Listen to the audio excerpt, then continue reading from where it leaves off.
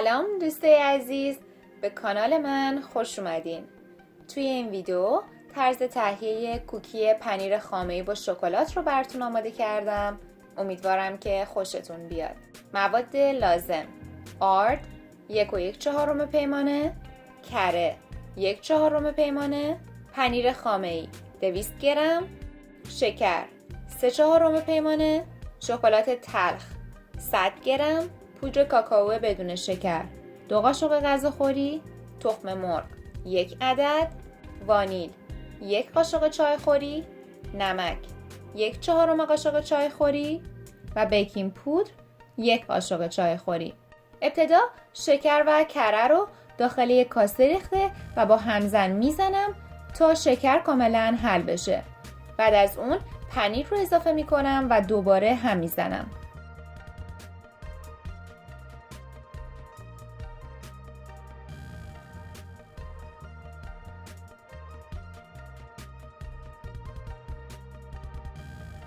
تخم مرغ و وانیل رو اضافه کرده و اینقدر هم میزنم تا مایه کوکی روشن و پفکی بشه.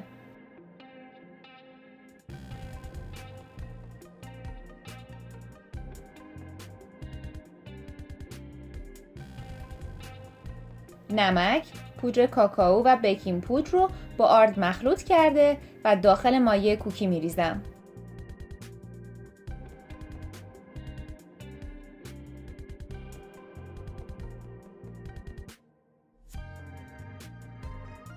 در آخر هم شکلات تلخ خرد شده رو اضافه می کنم. من 1/4 پیمانه گردو خرد شده‌ام اضافه کردم چون ترکیب طعم شکلات و گردو با هم دیگه خیلی خوب میشه. از مایه کوکی به اندازه 1 قاشق برمی دارم، روی یک سینی فر که از قبل روی اون رو کاغذ روغنی گذاشته بودم میچینم. بهتره که کوکی ها رو به فاصله 2 الی 3 سانت از همدیگه قرار بدین. حالا سینی رو به مدت نیم ساعت داخل یخچال میذارم تا کوکی ها یکم خودشون رو بگیرن. بعد از گذشت نیم ساعت سینی رو از یخچال درآورده و اون رو به مدت 20 دقیقه داخل فر با دمای 180 درجه سانتیگراد قرار میدم. این کوکی های خوشمزه بافت بسیار نرمی دارن و خیلی لذیذن. قول میدم که عاشق مزه پنیر خامه‌ای و شکلاتش میشین، پس حتما امتحانشون کنید. در ضمن خوشحال میشم که این ویدیو رو لایک کنید، به اشتراک بذارید و سابسکرایب کرده و عضو کانال بشید.